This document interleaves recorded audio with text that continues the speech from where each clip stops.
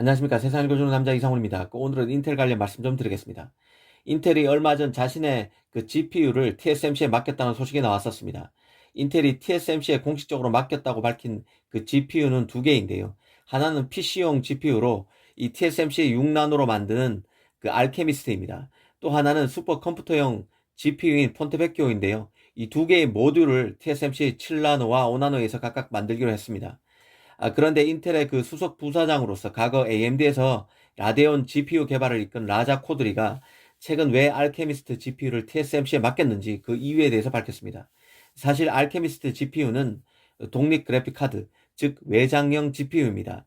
통상 인텔은 자신이 만드는 주력 상품인 CPU에 내장된 형태로 GPU를 만들어 왔었는데요.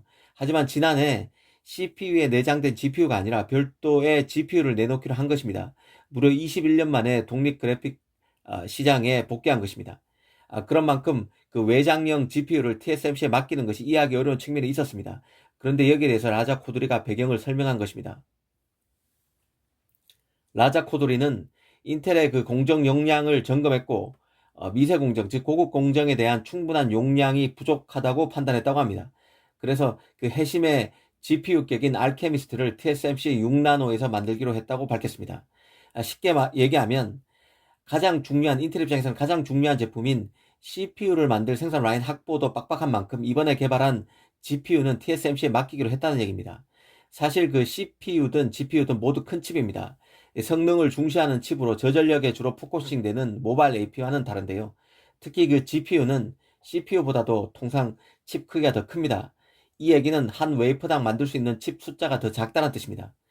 예를 들어서 AMD의 라이젠 5800 CPU 같은 경우에는 TSMC 7나노 공정에서 만드는데 80.7 제곱밀리미터 표면적에 총 41억 개의 트랜지스터를 지원합니다.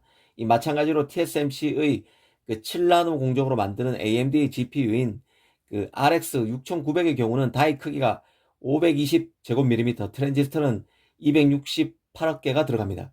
여기에서 보듯 일반적으로 GPU는 CPU보다 커서 웨이퍼당 칩 수가 적습니다. 그래서 실리콘 제조에 있어서 GPU는 CPU와는 또 다른 리그에 속한다고 볼 수 있습니다.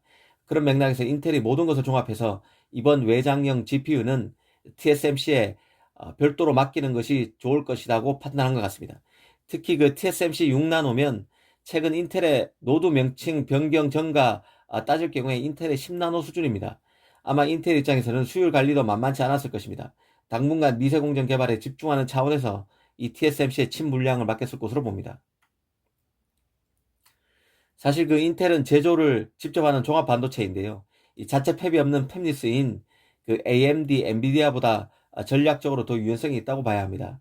AMD, 엔비디아가 자신의 프로세서를 만들 파운드리 생산 라인을 확보하지 못해서 어려움을 겪을 때 인텔은 이런 문제로부터 자유로웠습니다. 하지만 인텔은 초미세 공정의 지지부진으로 또 다른 어려움을 겪고 있습니다. 이런 상황에서 파운드리 진출도 선언했습니다. 다른 회사 칩을 만들겠다고 밝힌 것인데요. 인텔 입장에서는 많은 칩을 생산 라인에서 소화해야 하기 때문에 앞으로 자신의 제조 라인에서 일종의 구조조정의 활발이 일어날 수밖에 없습니다. 직접 만들 칩과 외주를 줄 칩을 선별해야 합니다. 삼성에게도 인텔 칩을 맡을 기회가 분명히 올 것으로 봅니다.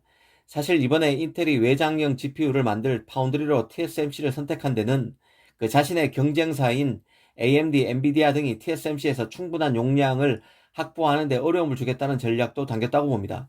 객관적으로 볼 때 TSMC에 맡긴 인텔의 외장형 GPU 물량이 많을 것으로 보기는 어렵습니다. 21년 만에 진출에 따른 워밍업 성격이 분명히 있을 것인데요.